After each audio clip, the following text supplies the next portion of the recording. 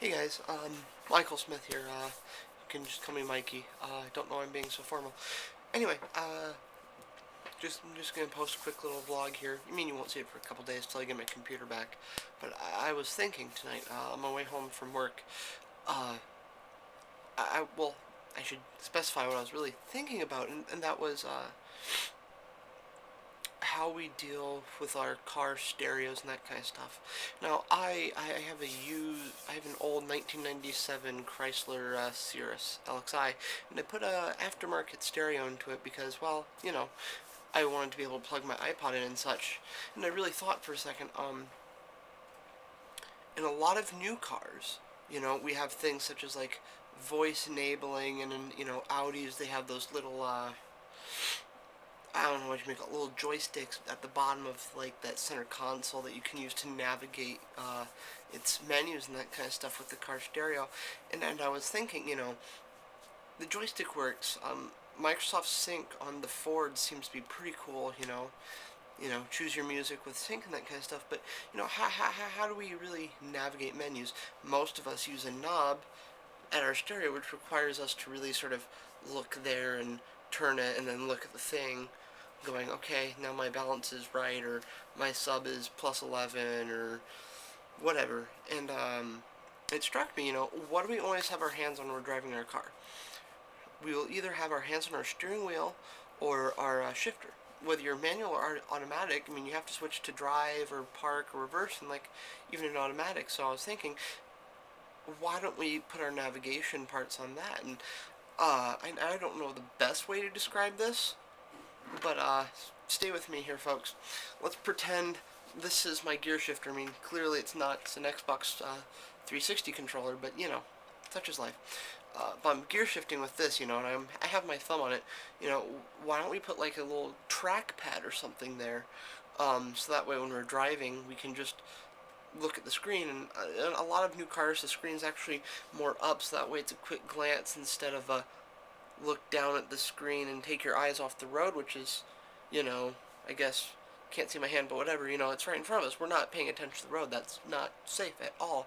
So what I was thinking was, why don't we put like a glass pad on the top of the shifter? A lot of things are maybe more circular now, but for what it's worth, I mean, you can do it pretty well with the circular if you do like an iPod style sort of navigation, or if you do a circle around the shifter, you can go up, you go back. If you tap the center or something, like double tap it once, you go forward, tap it twice, you go back.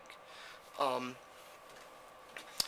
but in most shifters, why don't we put like a little trackpad there, and so that way when we're navigating the menus of our car, for those of you people that are out there with like the cars that have the nice LCD screen navigation and that kind of stuff, you get navigation and it's like navigate your music, and you're like, okay, nom nom nom nom nom, whatever, unless you're driving a Ford, in which case you use your voice. But even then, I don't like that nearly as much, because you're not really navigating, you're just telling it to do, which works very well. But I like physical navigation, and I think you'd be able to navigate easily, especially on just a shifter that only has like a little spot like that. Just have a little spot like that, have it react to only one finger movement, not like multiple, so that way if you're shifting, you're not accidentally going back, or you're not choosing your Britney Spears collection when you mean to be playing your Metallica.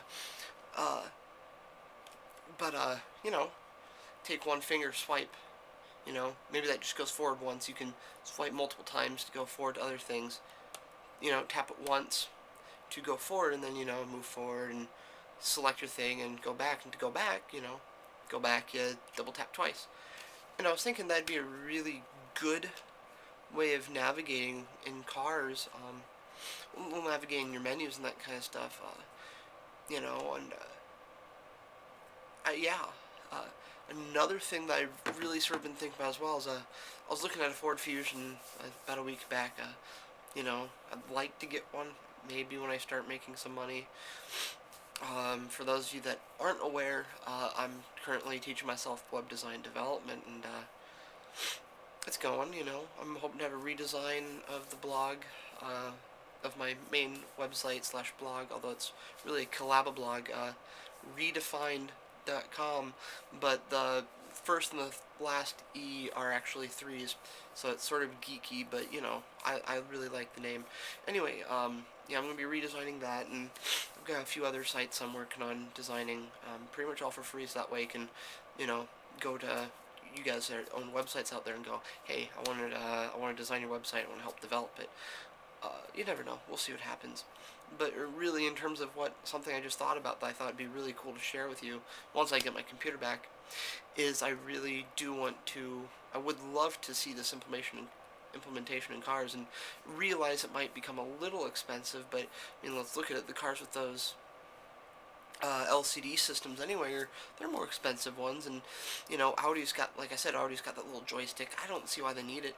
I mean, if they were to go with that, I mean, if I were driving an Audi, I mean, I still don't want to be there. I mean, I'm fairly confident in my controls, but you know, you always like that confirmation.